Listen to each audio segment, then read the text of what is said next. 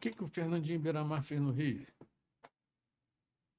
O Fernandinho não é o grande traficante brasileiro e tal, e é mesmo. Foi preso na Colômbia, no meio das Farc e tal. Você dá uma gugada, quem estiver aí assistindo a gente, e vê onde é que é a favela Beiramar. É na base, na rodovia Washington Luiz, Rio Petrópolis. Vê o tamanho da favela Beiramar. Minúscula, né? Desse tamanho. Você acha que o poder que o Fernandinho alcançou no tráfico do Rio de Janeiro foi vendendo droga na Beira-Mar? Porra, meu irmão, o que ele fez foi isso, entendeu? O que ele fez foi isso, ir lá, negociar lá e trazer para cá. Entendeu? É isso. Mas vamos agora, E aí o cara chega no convencimento que ele é um empresário especialista em logística, né? E não um traficante. Sim. E, inclusive, depois ele foi lá e matou o fornecedor dele, não tem uma história dessa? Porra, Teve uma então, cana que você se envolveu. Tem, porque o que acontece? Não é que eu me envolvi, o que aconteceu?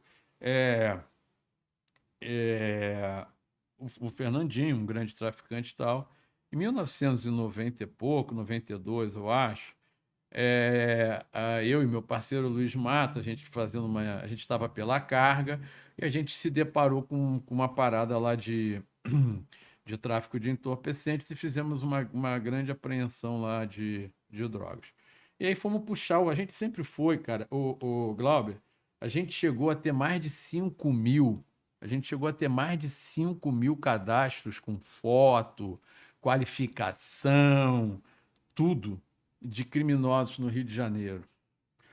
Todo criminoso que entrava em cana numa unidade do Rio de Janeiro, a gente tinha catalogava porque a gente tinha uma base de amigos e tal, isso ia para o sistema normal, para o Olinter, depois para o DESIP e tal, e a gente pedia para tirar foto, qualificar e tal.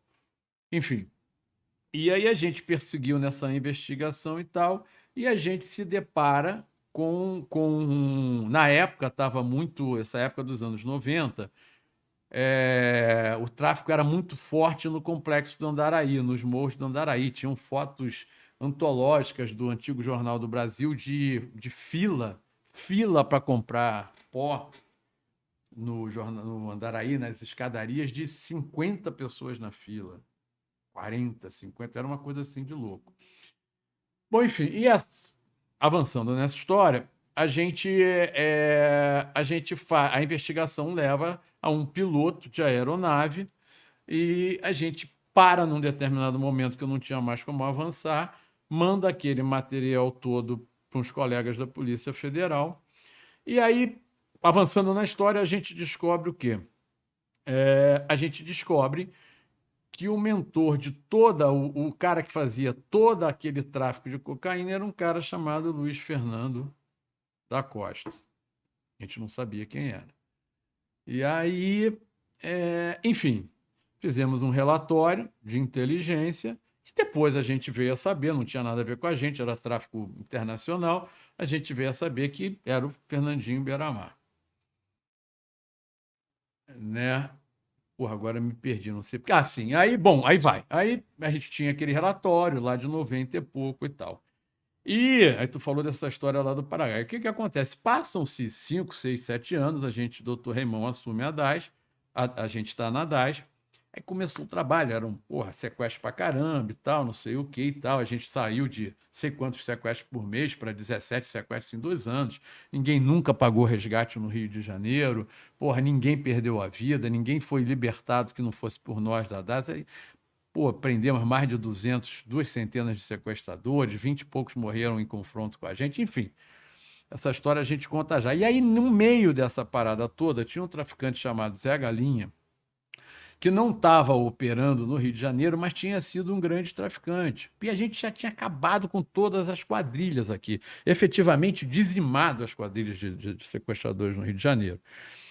E esse cara estava preso em Minas. O Fernando Beiramar, aquele Fernando Beiramar de lá de trás do relatório que a gente fez, estava preso com ele em Minas. E o Fernando estava preso numa delegacia, não era nem no sistema penitenciário, ele estava numa delegacia de polícia civil em Minas, preso pela Polícia Federal, não sei porque que ele estava preso numa delegacia da Polícia Civil. O Fernandinho foge e foge com o Zé Galinha, esse cara, esse sequestrador. Ele foge com o Zé Galinha. Como?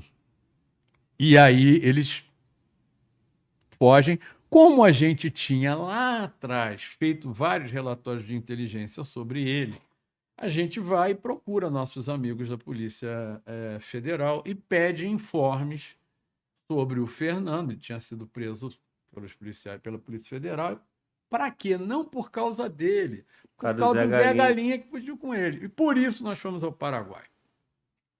Bom, e aí, para fechar a história do que você falou, o que aconteceu também é fato, é só pesquisar. O que a gente sabe quando a gente começou a investigar? Nós fomos ao Paraguai, não conseguimos achar o Zé Galinha, e eu não vou contar aqui toda a operação agora, porque foi uma loucura, mas, enfim, não conseguimos achar, não tivemos sucesso, e também nem fomos, nem era a nossa atividade, nós estávamos na DAS, não era a nossa atividade perseguir o Fernando Beiramar. Uma pergunta, nesse momento ele já era o Fernandinho Beiramar no Cara, quando crime? ele foi preso pela Polícia Federal, só de bens Em de Minas, valor, que eu digo. 10 milhões que foram apreendidos dele. Sim.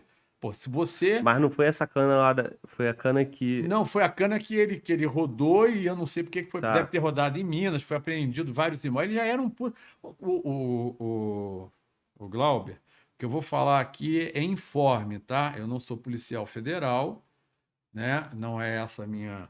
A finalidade não foi essa a finalidade da minha função, mas informes de inteligência, a vida inteira eu tive relação, por conta das minhas funções, com os órgãos de inteligência da PRF, da Polícia Federal, do DESIP, das forças militares, né?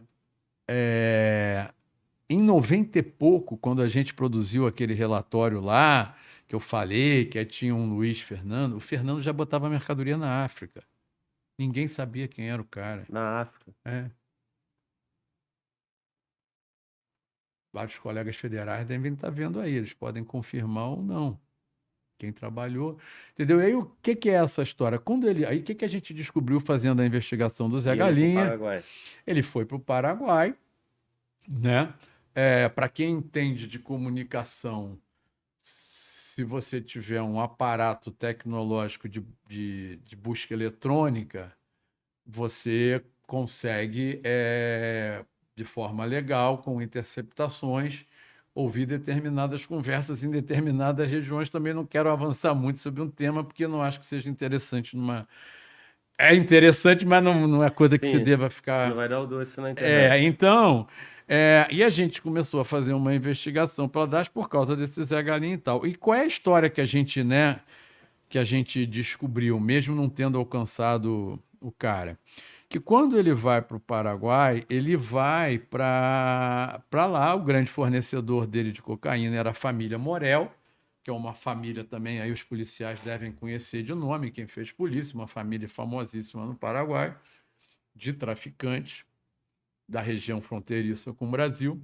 E ele chega lá, e tudo que eu vou dizer agora é informe, não é informação, tá? É informe de inteligência que a gente teve, que apurou. Quando ele chega lá, sem liquidez, porque a Polícia Federal tinha dado uma porrada nele, que tinha tomado dinheiro pra cacete, imóvel pra cá, coisa pra cá, negócio de 10 milhões de dólares, se não tô, isso eu tô falando de 90 e pouco, 97, 98, naquela época. Aí ele estava sem liquidez, e aí ele queria crédito do Morel, para sei lá quantos quilos de cocaína. E, pô, aí o Morel disse: não, meu irmão, tu não tem crédito, não. Passado é o passado. Se tu quiser 100 quilos, se tu quiser uma carga de 50, de 6, sei lá de quanto, tem que pagar, velho. Ou então vira matuto de maconha. Maconha é mais barato, meu irmão. E o Fernandinho, dizem os relatórios de inteligência, volta a dizer informe, ralou pra cacete e ficou puto com isso. Diz a Polícia Paraguaia e a Polícia Federal Brasileira, que tempos depois isso foi cobrado. E efetivamente, a família Morel, até o cachorro mataram.